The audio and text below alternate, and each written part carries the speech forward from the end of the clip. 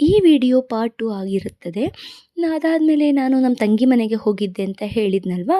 ಇವಾಗ ಬಂದುಬಿಟ್ಟು ಊಟಕ್ಕೆ ಎಲ್ಲರಿಗೂ ಊಟ ಟೈಮ್ ಆಗಿತ್ತು ಅಂತ ಹೇಳಿದ್ಬಿಟ್ಟು ಎಲ್ಲ ಸೇರಿಕೊಂಡು ಬಡಿಸಿದ್ದಾಯಿತು. ನಾವು ಕೂಡ ಊಟ ಮಾಡಿ ನೋಡಿ ಈಗ ರೆಡಿಯಾಗಿ ಬಂದಿದ್ದೀವಿ.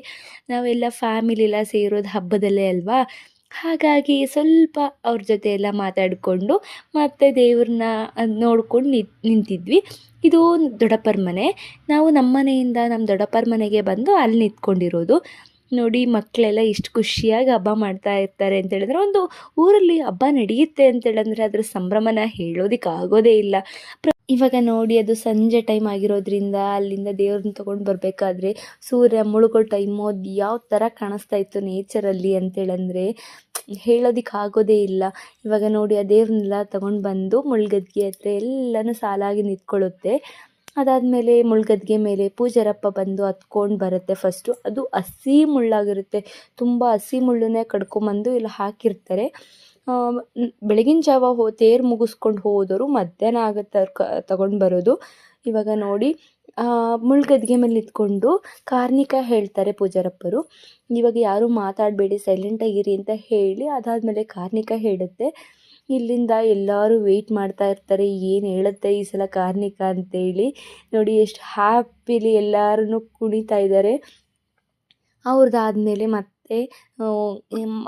ಊರಲ್ಲಿರುವಂಥ ಗಂಡು ಮಕ್ಕಳಾಗಲಿ ಬೇರೆ ಊರಿಂದ ಬಂದಿರೋ ಗಂಡು ಮಕ್ಕಳಾಗಲಿ ಅವ್ರು ಮಾತ್ರ ಮುಳ್ಳ ತುಳಿತಾರೆ. ಅದು ಬಿಟ್ಟರೆ ಇನ್ಯಾರು ಹೆಣ್ಮಕ್ಳು ತುಳಿಯೋದಿಲ್ಲ, ತುಂಬ ರೇರಲ್ಲಿ ತುಳಿಯೋದು.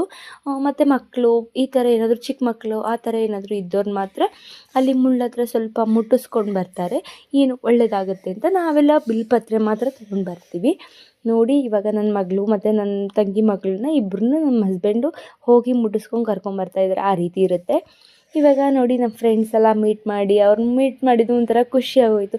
ವರ್ಷಕ್ಕೆ ಒಂದೇ ಟೈಮ್ ನಾವು ಅವ್ರನ್ನ ಮೀಟ್ ಮಾಡೋಕ್ಕಾಗೋದು. ಯಾಕೆ ಅಂತೇಳಿದ್ರೆ ಅವರವರೆಲ್ಲ ಅವ್ರವ್ರ ಮದುವೆ ಆಗಿ ಗಂಡನ ಮನೆಗೆಲ್ಲ ಹೋಗಿ ಸೇರಿರ್ತಾರಲ್ವ. ಹಾಗಾಗಿ ಅವ್ರು ಯಾರನ್ನೂ ಮೀಟ್ ಮಾಡೋದಕ್ಕೆ ಆಗೋದೇ ಇಲ್ಲ. ಇವಾಗ ಸಿಗೋದು ಮಾತ್ರ ಹಬ್ಬದಲ್ಲಿ, ಅದು ಈ ಹಬ್ಬದಲ್ಲಿ ಮಾತ್ರ. ಹಾಗಾಗಿ ಈ ಹಬ್ಬ ಅಂದರೆ ತುಂಬ ಎಮೋಷ್ನಲ್ ಅನಿಸುತ್ತೆ. ಈ ಹಬ್ಬನ ಮಿಸ್ ಮಾಡ್ಕೊಳ್ಳೋಕೆ ಯಾವತ್ತೂ ಇಷ್ಟಪಡಲ್ಲ. ಸಂಬಂಧಗಳು ಬೆಳೆಯೋದು ನಮ್ಮ ಮೇಲೆ ಇರುತ್ತೆ, ಅಥವಾ ಸಂಬಂಧಗಳು ಹಾಳಾಗೋದು ಕೂಡ ನಮ್ಮ ಮೇಲೆ ಇರುತ್ತೆ. ನಾವು ಮಾತಾಡೋ ಒಂದು ಮಾತಲ್ಲಿ ಸಂಬಂಧಗಳು ನಿಂತಿರುತ್ತೆ. ನಾನು ಕೂಡ ಸಂಬಂಧಗಳನ್ನು ಕಳ್ಕೊಳ್ಳೋಕೆ ಯಾವತ್ತೂ ಇಷ್ಟಪಡೋದಿಲ್ಲ. ಇಲ್ಲಿಂದ ನನ್ನ ಬ್ಲಾಗು ಎಂಡ್ ಆಗ್ತಾಯಿದೆ. ಯಾಕೆ ಅಂತೇಳಿದ್ರೆ ನಾನು ತುಂಬ ಗಡಿಬಿಡಿಯಲ್ಲಿ ಊರಿಂದ ಹೊರಡಬೇಕಾಯಿತು. ಟ್ರೈನ್ ಇರೋದ್ರಿಂದ ನ್ಯಾಮತಿಗೆ ಹೋಗೋಣ ಅಂತೇಳಿ ಮತ್ತೆ ಡಿಸೈಡ್ ಮಾಡಿ ಹೋಗಿದ್ದಾಯಿತು. ಇವತ್ತಿನ ಬ್ಲಾಗ್ ಇಷ್ಟೇ ಫ್ರೆಂಡ್ಸ್. ಅಲ್ಲಿವರೆಗೂ ಟಾಟಾ, ಬಾಯ್ ಬಾಯ್.